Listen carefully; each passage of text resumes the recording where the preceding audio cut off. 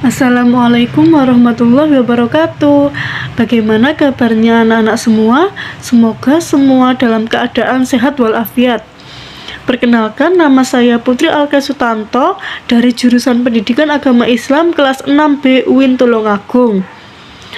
Hari ini kita akan belajar mata pelajaran sejarah kebudayaan Islam tentang strategi dakwah Rasulullah SAW di kota Madinah. Baiklah, sebelum memulai pelajaran, hendaknya kita berdoa terlebih dahulu. Berdoa dimulai.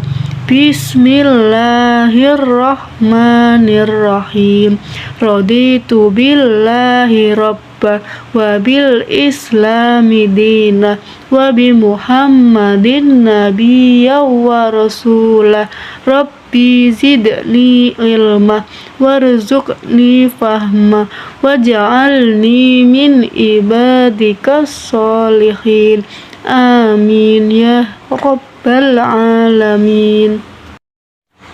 Baiklah, langsung saja kita masuk ke dalam materi. Yang pertama ialah dakwah Rasulullah SAW periode Madinah. Dakwah Rasulullah SAW periode Madinah berlangsung selama 10 tahun, yakni dari semenjak tanggal 12 Rabiul Awal tahun pertama Hijriah sampai dengan wafatnya Rasulullah SAW tanggal 13 Rabiul Awal tahun ke-11 Hijriah. Materi dakwah yang disampaikan Rasulullah SAW pada periode Madinah, selain ajaran Islam yang terkandung dalam 89 surat Makkiyah dan hadis periode Mekah, juga ajaran Islam yang terkandung dalam 25 surat Madaniyah dan hadis periode Madinah. Adapun ajaran Islam periode Madinah, umumnya ajaran Islam tentang masalah sosial kemasyarakatan.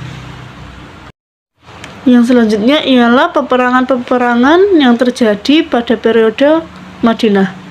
Yang pertama ada perang Mut'ah, yang kedua ada perang Tabuk, yang ketiga ada perang Badar, yang keempat perang Uhud, dan yang kelima terdapat perang Khandaq.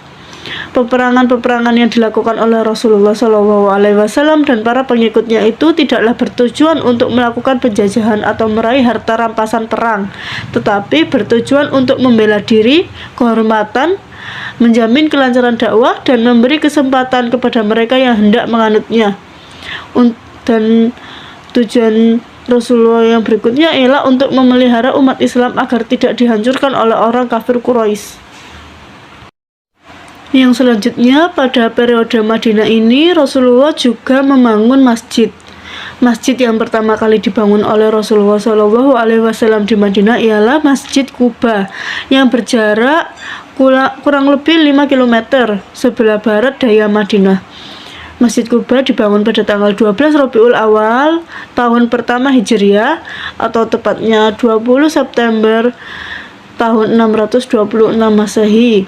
Setelah Rasulullah SAW menetap di Madinah, pada setiap hari Sabtu beliau mengunjungi Masjid Quba untuk sholat berjamaah dan menyampaikan dakwah Islam. Masjid kedua yang dibangun oleh Rasulullah SAW dan para sahabatnya adalah Masjid Nabawi di Madinah.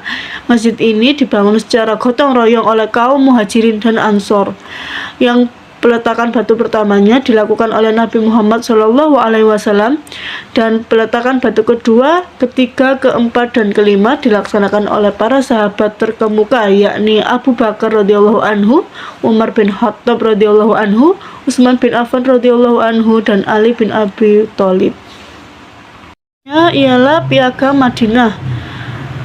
Pada waktu Rasulullah SAW menetap di Madinah, penduduknya terdiri dari 3 golongan, yaitu umat Islam, umat Yahudi yang terdiri dari Bani Qainuqa, Bani Nazir, dan Bani Quraisyah, dan orang-orang Arab yang belum masuk Islam. Piagam ini mengandung 32 pasal yang menyentuh segenap aspek kehidupan, termasuk akidah, akhlak, kebajikan, undang-undang, kemasyarakatan, ekonomi, dan lain-lain.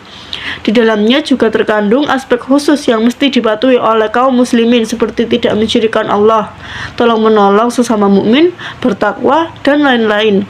Selain itu, bagi kaum yang bukan Islam, mereka mestilah berkelakuan baik bagi melayakkan mereka karena dilindungi oleh kerajaan Islam Madinah serta membayar cukai.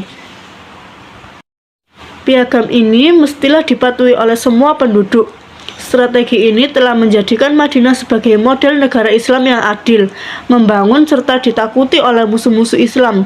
Rasulullah SAW membuat perjanjian dengan penduduk Madinah non-Islam dan tertuang dalam Piagam Madinah. Piagam Madinah itu terdiri antara lain: yang pertama, setiap golongan dari ketiga golongan penduduk Madinah memiliki hak pribadi, keagamaan, dan politik. Sehubungan dengan itu, setiap golongan penduduk Madinah berhak menjatuhkan hukuman kepada orang yang membuat kerusakan dan memberi keamanan kepada orang yang mematuhi peraturan. Yang kedua, setiap individu penduduk Madinah mendapat jaminan kebebasan beragama. Yang ketiga, seluruh penduduk kota Madinah yang terdiri dari kaum muslimin, kaum Yahudi, dan orang-orang Arab yang belum masuk Islam sesama mereka hendaknya saling membantu dalam bidang moral dan material. Apabila Madinah diserang musuh, maka seluruh penduduk Madinah harus membantu dalam mempertahankan kota Madinah. Yang keempat, Rasulullah SAW adalah pemimpin seluruh penduduk Madinah. Segala perkara dan perselisihan besar yang terjadi di Madinah harus diajukan kepada Rasulullah SAW untuk diadili sebagaimana mestinya. Dengan adanya Piagam Madinah, maka tercipta suasana baru yang menghilangkan atau memperkecil pertentangan antara suku. Di samping itu, piagam tersebut juga telah merubah masyarakat yang semula hanya sekelompok manusia menjadi masyarakat politik, yaitu masyarakat yang berdaulat dan mempunyai otoritas politik di wilayah Madinah. Rasulullah telah berhasil menyatukan kemajemukan yang ada dengan mengadakan perjanjian di antara kaumnya. Sekian pembelajaran kita hari ini. Semoga bermanfaat. Apabila ada salahnya mohon dimaafkan. Terima kasih. Wassalamualaikum warahmatullahi wabarakatuh.